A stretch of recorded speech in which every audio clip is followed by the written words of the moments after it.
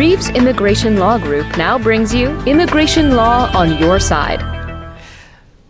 Magandang gabi po mga kababayan. Welcome to another Immigration Law on Your Side right here at PHLV Radio. We're coming to you from Las Vegas, Nevada.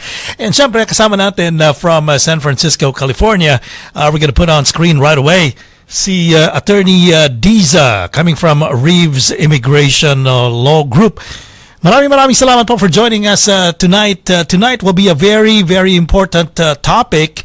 This will be mandatory detention. Napapakinggan nyo yan sa mga balita ngayon. What does it mean? And how do we seek release? Kung meron tayong mga kababayan o mga mahal sa buhay na na-detain. Alamin natin yan. Plus, mga immigration updates. Kasama natin si Attorney Diza ngayong gabi from Reeves Immigration Law Group. Specifically, pag-uusapan natin yung INA 235B. Attorney, magandang gabi po sa iyo. Magandang gabi, Kuya Johan, at magandang araw na rin sa ating mga viewers and listeners natin ng PHLV Radio globally. Kung kayo po yung nakikinig, September na po, malapit na naman ang Christmas at siyempre sa mga kababayan natin nandyan sa Pilipinas ngayon at nag-umpisa na po kayong mag-decorate ng mga Christmas decorations, Christmas trees, lalong-lalo siguro sa mga mall, Kuya Johan. Ramdam na natin ang Christmas at siyempre yung mga nandito at yung mga nagpa-process pa ng kanilang legal status sa United States, pamasko na po ninyo sa inyong sarili o sa inyong mga mag-anak para tulungan sila na maayos ang kanilang status dito po sa US. At ang pag-uusapan natin ngayon, Kuya Johan, ay nabanggit mo nga yung mandatory detention at discuss natin sa kanila ano yung instances na nire-require or nire-require ng ICE, ng immigration, ng mandatory. Ibig sabihin nasa kulungan sila whether they're going to accept the removal or they're going to fight the case with the immigration court or immigration judge. So on that aspect, yun po ang ating i-discuss at pag-usapan ngayong gabi. Attorney, nabanggit ko kanina sa intro, yung INA Section 235B, yung Immigration and Naturalization Act, Section 235B. Attorney, bigyan mo nga kami ng konting basics about detention based on that law. Yes, bago siguro natin discuss yan, mga kababayan, Kuya Johan, ano ba yung mga instances na nagkakaroon ng mandatory detention? Isa yun, yung pag-usapan natin ngayon ng Immigration and Nationality Act Section 235B. Ito yung mga individuals, yung mga tao na they are arriving at the U.S. port of entry without proper documentation or presenting a fraudulent documents. They are subject to mandatory detention, right? So, especially mga kababayan natin that they're traveling through Mexico, right? Or Mexico border, or even the Canadian border, or Filipinos who come to the United States with a fraudulent identification or fraudulent documents. So, once they are being interrogated at the airport or at the port of entry, they are subject to mandatory detention. So yun ang basically pag-usapan natin ngayon. But also, i-segure na rin natin yung mga other instances, bakit nagkakaroon ng mandatory detention aside from the Section 235B na pag-usapan natin ngayon. So, yung pangalawa dito, mga kababayan, ay certain criminal convictions. Right? Marami sa mga kababayan natin na even if they are permanent lawful permanent residents o green card holder when traveling outside of the United States, and when they come back they encounter immigration problems where they are being detained, questions, interrogated, and eventually be in detention. People, regardless mga kababayan natin, regardless of when the crime was committed, right? So kahit sabihin natin na nandito na kayo sa US for the last 20, 30, 40, 50 years, if you have had a criminal conviction that's considered as deportable offense, you are subject to mandatory detention. So ito yung mga cases that involves crimes involving moral turpitude. Moral turpitude, kagaya halimbawa ng theft, theft of more than 10,000, great bodily injury or assault, di ba? So yung mga ganyang cases. Pangalawa, ito yung mga aggravated felonies, right? Serious drug trafficking or crimes involving offenses that requires long sentences or at least more than 1 year sentence.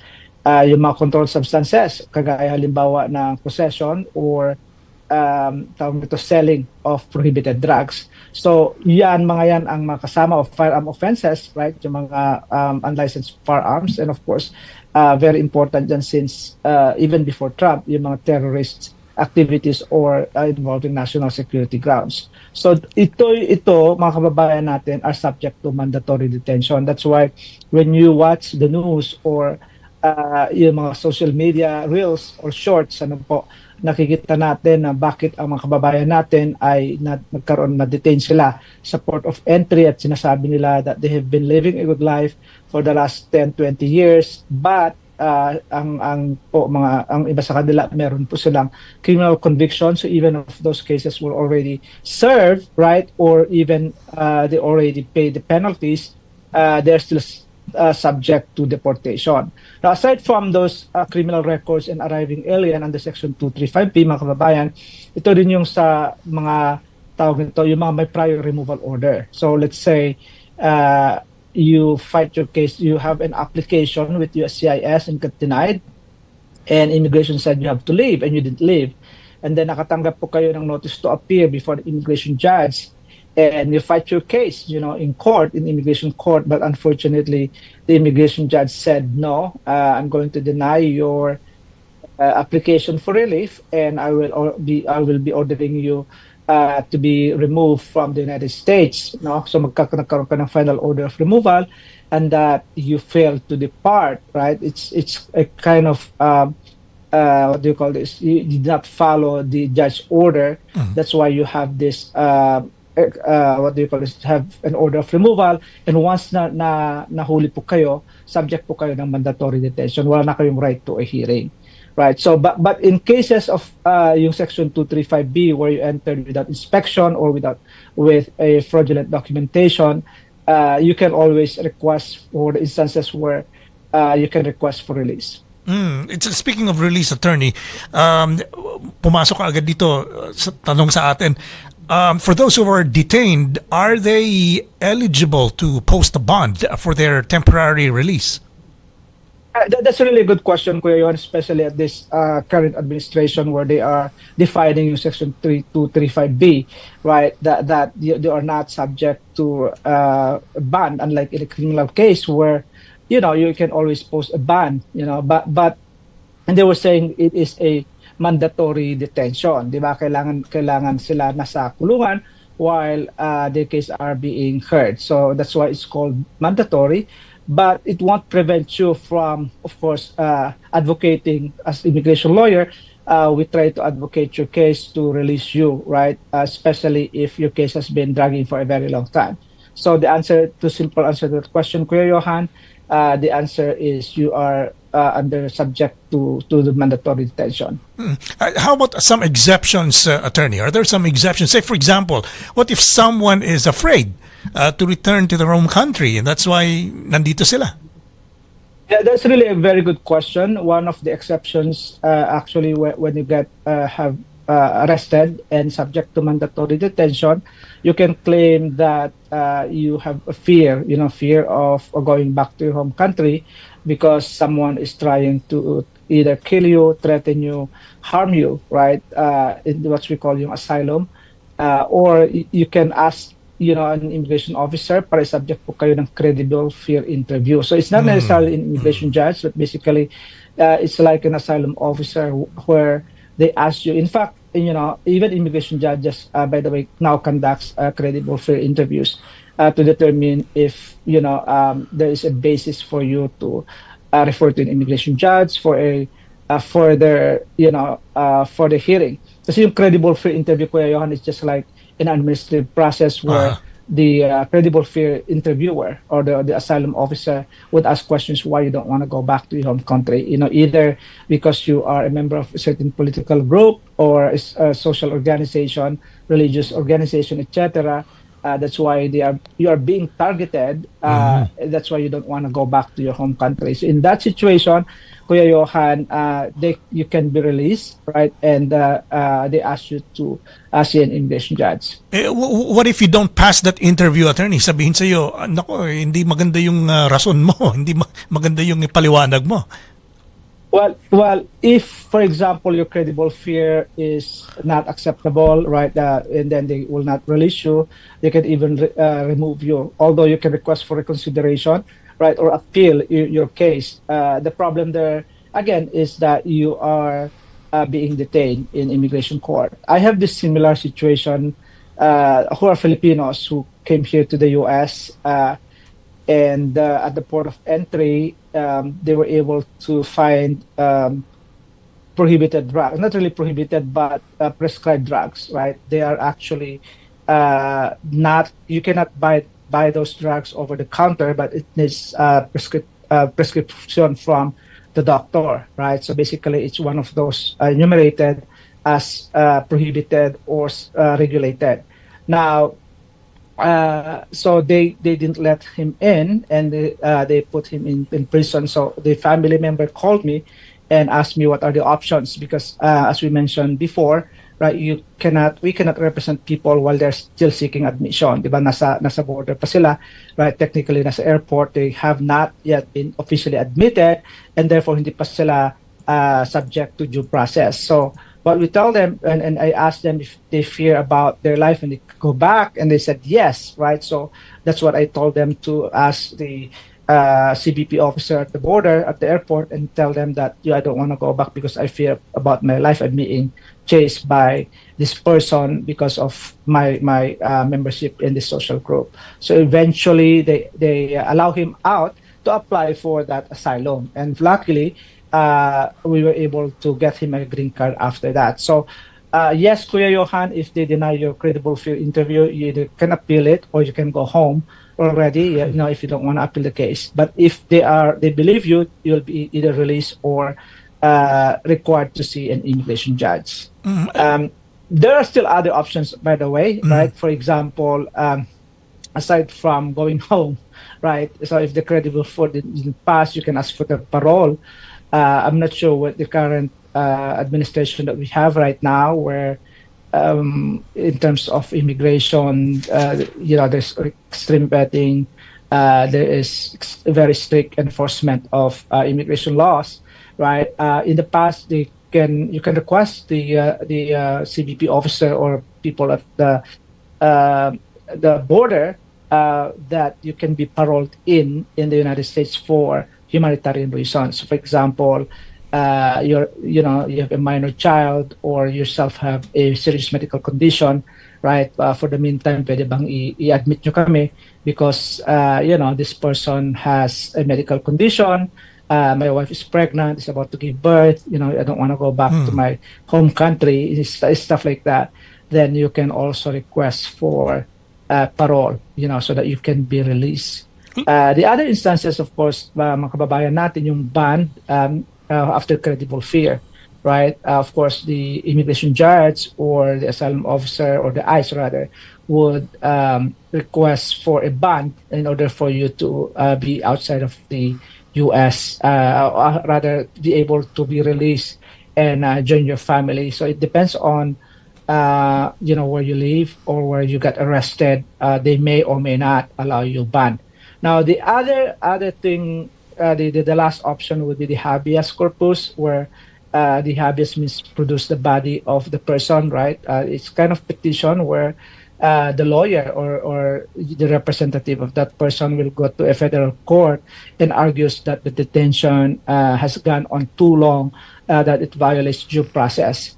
Again, i-remind natin, mga kababayan natin, that when you get arrested, right, and you want to fight your case in court, you are in detention. Basically, you're in detention while waiting for your hearing. Now, normally, in a situation where the applicants are outside, are not being detained, ang mga cases dragging for a very, very long time, right? So it may your case to be heard for about 3 years, after your last hearing, to probably around 5 years. So ganun katagal, mga kababayan. But if you are in detention, the law requires you a speedy trial, right? The right to a speedy trial. That means that the judge should prioritize your case because you are in detention. Now, if for whatever reason that you've been in detention for more than 6 months, then that's when the habeas petition would come in that you've been detained for a very long time because the law requires the due process to a speedy trial. So yun yung mga options ng mga kababayan. If you credible fear, you didn't pass a credible fear, you can request for parole, you can request for a bond or a habeas. Looks like, attorney, meron pa rin talagang mga strategies para if you guys know someone or you've been detained, you may be able to do one of those na binanggit ni attorney. For those who've just joined us today, attorney, on our podcast, especially if just catching up, pinag-uusapan po natin mandatory detention, what it means and how to seek release. And mamaya po mga immigration updates, kasama natin ang ating immigration expert, si Attorney Diza from San Francisco, California. Attorney, napapag-usapan natin kanina yung mahaba or lengthy detention. What does the law says? Anong sinasabi ng batas, attorney? How long can someone be detained? Well, if you want to fight your case in court or before the immigration judge, you can be detained until your case is finally decided. So, for example, because you came in, you're considered as an arriving alien, or you came in with a fake documentation, or you're subject to mandatory detention because of your criminal conviction, right? And you seek for a relief, for example, in the form of a cancellation of removal, right, or asylum, if you're eligible. And i-remind lang at mga kababayan natin that if you commit a very serious criminal offense, right, if you were convicted of a serious criminal violations or an aggravated felony, ang inyong relief ay very, very limited. Right? Very limited dyan. You are barred from seeking relief dahil simply because of having that criminal conviction. Right? Like for example, yung drug possession or drug selling, assault, that requires more than 1 year of conviction. So mandatory detention yan. So yung mga cases, yung mga relief niyo very limited. Unlike in the arriving alien, which is our topic today, yung 235B, pwede sila mag-asylum. In fact, kahit yung mga may serious criminal conviction, hindi ka rin pwede mag-asylum because, you are barred. You're very limited ang options mo. Either you can claim a convention against torture under the Geneva Convention that you don't want to go back, So if you are seeking relief, they're saying that I'm subject, I want to apply for asylum, I want to apply for cancellation of removal dahil I've been in America for 20 years. Meron akong anak, may magulang, and they rely on me, on their financial or medical support. So don't deport me because I've been here for a very long time and I merit a, positive factors, and in the exercise of discretion, pwede kayong patawarin.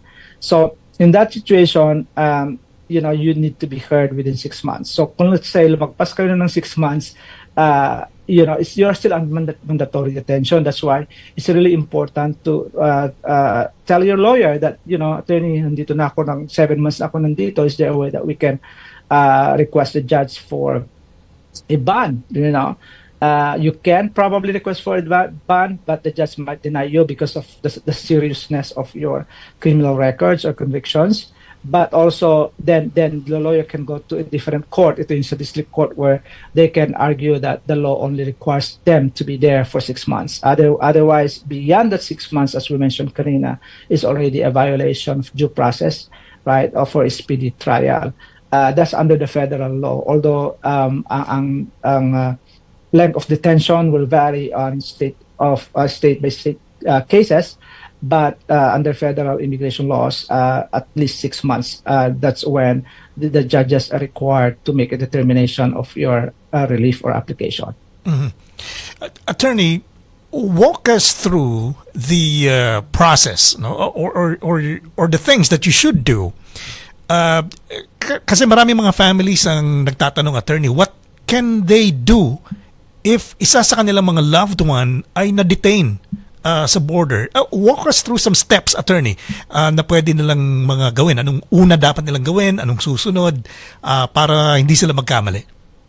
Yes, it's really important to talk to your family members, right? Or your family member will find you. Meron tayong discussion in the past where you can locate your family members if they were detained. No? Mayroong Immigration Custom Enforcement website where you can key in their name and the addresses or the alien numbers, and it tells you where they are being detained. That's number one. Talk to them, right, and advise them that if they really want to stay in the United States, not to sign anything, right, not to sign a voluntary departure or order of removal. And advise them, as we mentioned kanina, if they fear of going back to their home country, that they fear of going back and they should be entitled to credible fear, at least for a credible fear interview. Now, if the credible fear, of course, is approved, then it's important to hire a lawyer to assess kung ano yung mga eligibility for your relative in the form of relief. Ano po, kung gusto niyo pong apply, tignan natin kung eligible po sila ng cancellation of removal, adjustment of status, asylum, if they were victims of crimes, and there might many other relief. Those are the process ko yan. Connect them to a lawyer kasi nasa kulungan sila. They have very limited means to communicate. Unlike you where, you know, you're outside and it's hard for them to look. For example, for me, when a client will consult about a case, I need to see yung kanilang records, immigration records, criminal records. Of course, if they are in the detention, they will not be able to provide those right away. So the family members should need to be very cooperative in terms of providing this documentation to fully assess the case, because we don't want to apply for relief only to be told na you're not eligible and get denied and you will be ordered removed. So it's really important. And also sa mga kababayan natin mga Filipino, the consulate general are also very helpful. Philippine Consul General, San Francisco, Los Angeles, New York, Chicago. If you are still a Filipino citizen, they are mandated also to give you assistance, not only financially but also support. Diba? They can ask your situation, your condition, especially kung you are not being treated fairly by detention officers. Ano, meron kayong sakit na kailangan kayo magpagamot. You really have to communicate those to your relatives and to the consulate. Those are the steps that your family need to take if one of your friends or relatives are detained, and those detentions are considered mandatory. How about for the detainee, attorney? Are they able to call out? Pwede ba silang, bago mo ko ilagay dyan, pwede ba ako tumawag muna sa attorney ko o sa mga kamag-anak ko? Are they able to make a phone call? They do. They do inform their relatives. They should be, right. That's one of their rights. Their rights, as we mentioned in the past, the know your rights discussions natin to call their lawyer, right. Invoke the right to counsel for the family. But sometimes, people who get arrested will not be able to think properly, and once their cell phones are taken, they are, they don't have the right thinking of, katawagan ko, kamag-anak ko, etc. But that should be the first thing that detainees or people na merong what do you call people that get arrested the first thing that should come into their mind is to talk to their family and let them know that they're being taken, and also advise the arresting officer that they want to speak to their lawyer, right? That's one of their constitutional guarantee, to speak to the lawyer and also advise them of their whereabouts. Now, once they are in detention, Kuya Johan, pwede naman silang tumawag, right? Once they are already in immigration detention, the only thing there is it's a collect call where kung tatawagan ka nila, you have to pay something. Parang international collect call ang dating. So, although it's not very expensive, but it's not considered a local call.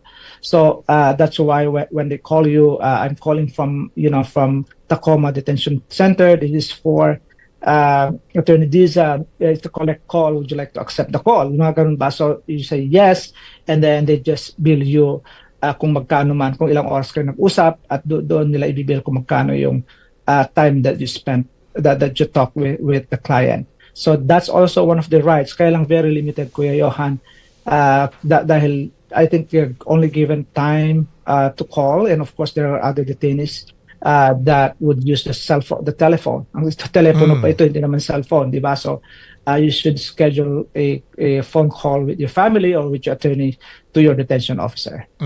All right. Mga kababayan, if you just joined us today, pinag-uusapan po natin mandatory detention. It's all over the news and magandang malaman natin kung anong mga ins and outs nito. And Attorney Diza, our immigration expert right here from Reeves Immigration Law Group, is giving us some very, very important pointers with this topic. So, Attorney, before we jump into some updates na gusto nating ipaalam sa ating mga kababayan, can we give our listeners a summary of all of these things na pinag-usapan natin just for them? Meron silang kumbagang baon na information and knowledge regarding mandatory detention, especially under the Section 235B.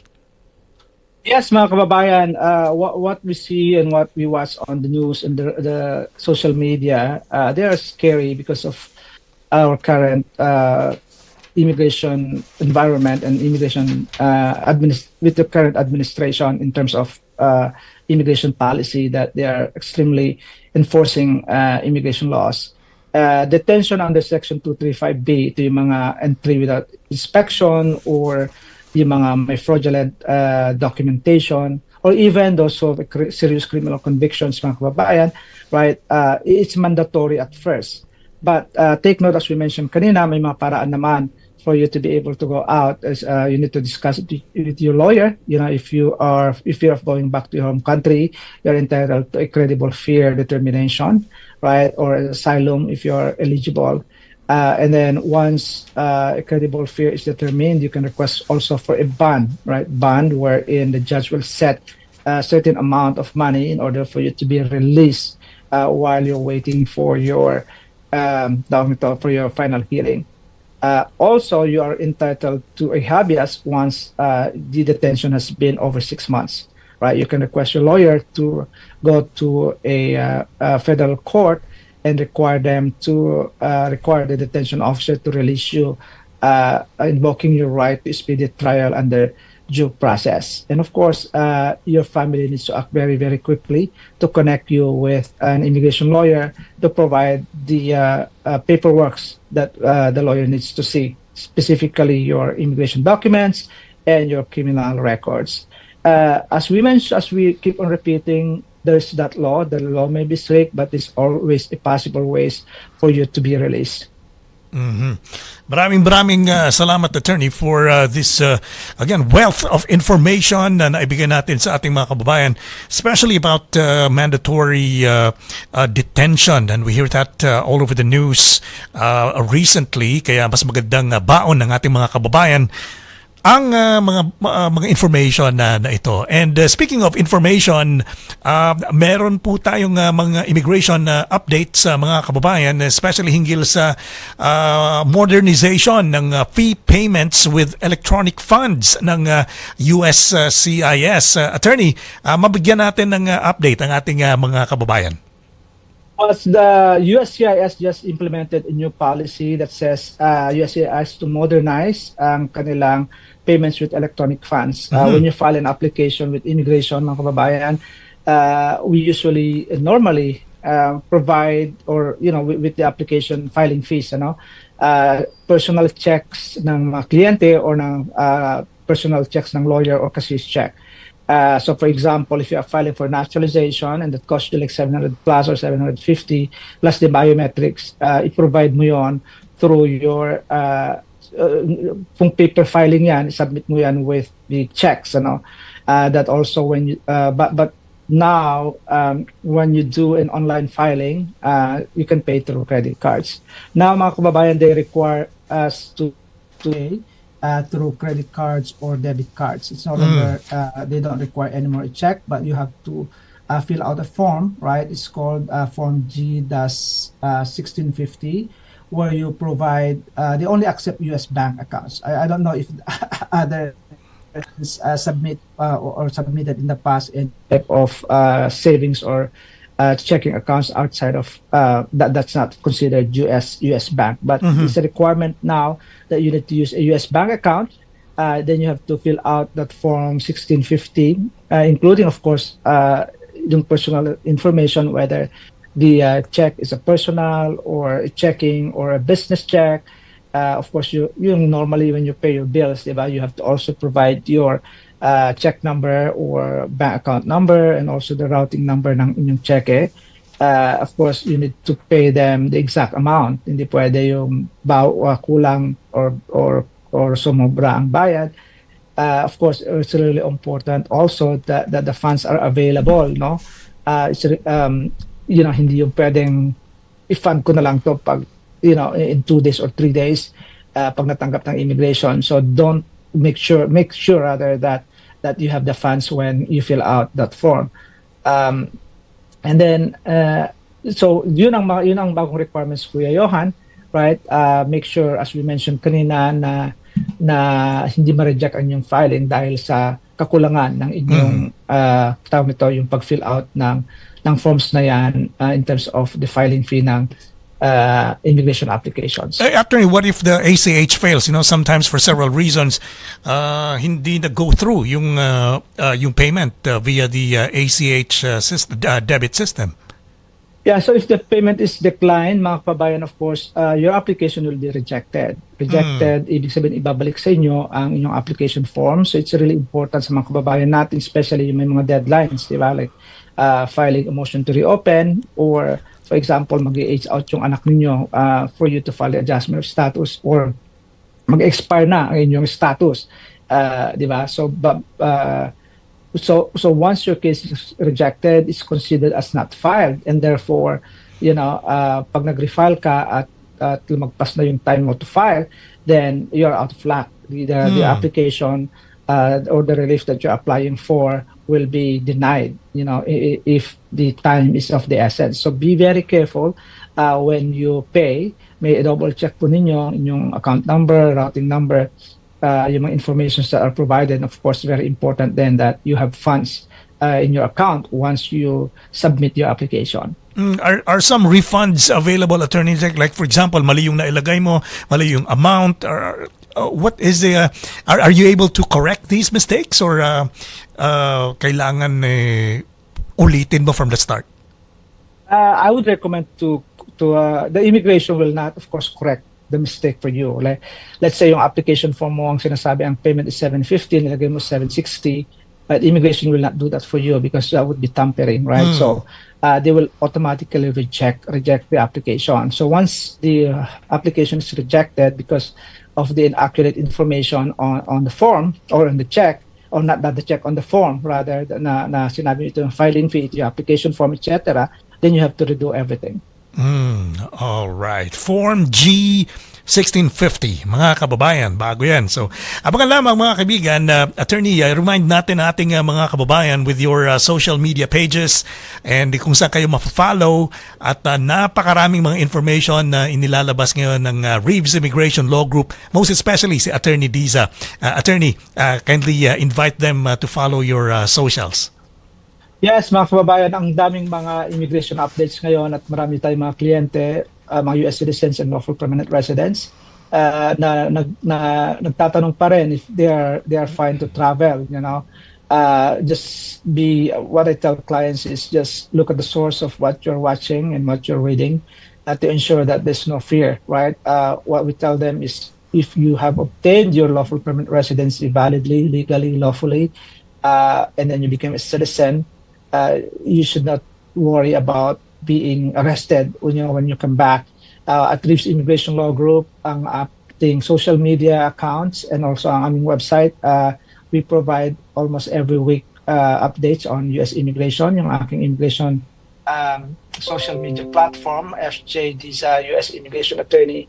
Abangan po ninyo, maraming mga updates. Isa palang updates yan, sinasabi nila, Kuya Johan, where people are already afraid, where they were saying that the Department of Defense, I think, the Pentagon are providing 600 military lawyers to act as immigration judges. So, AILA, the American Immigration Lawyers Associations, is looking into this and how we can probably help ang mga applicants or mga detainees or people in renewal proceedings to understand exactly what this means for them.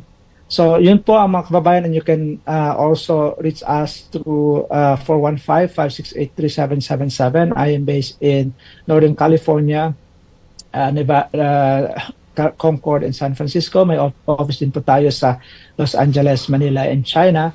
And mga kababayan, ang aming practice ay nationwide, lahat po ng US states and territories, including US embassies worldwide. We provide US immigration services sa ating mga kababayan, and of course, feel free to contact us for consultation. Maraming salamat, Kuya Johan, at sa lahat ng mga viewers and listeners natin. Mag-ingat po kayo dyan at pabuhay tayong lahat. Mabuhay po kayo, Attorney Diza. Maraming salamat. Our immigration expert from Reeves Immigration Law Group. At nabanggit ni Attorney kanyang phone number. Tawagan lamang o kaya i-comment dito sa ating program kung meron pa kayong mga additional questions regarding our topic today. So, mula po dito sa Las Vegas, Nevada, si Attorney Diza. Galing po dyan sa San Francisco, California. Our immigration expert from Reeves Immigration Law Group. Ito po si Kuya Yo. Kasama po ninyo every Wednesday dito po sa Immigration Law on Your Side.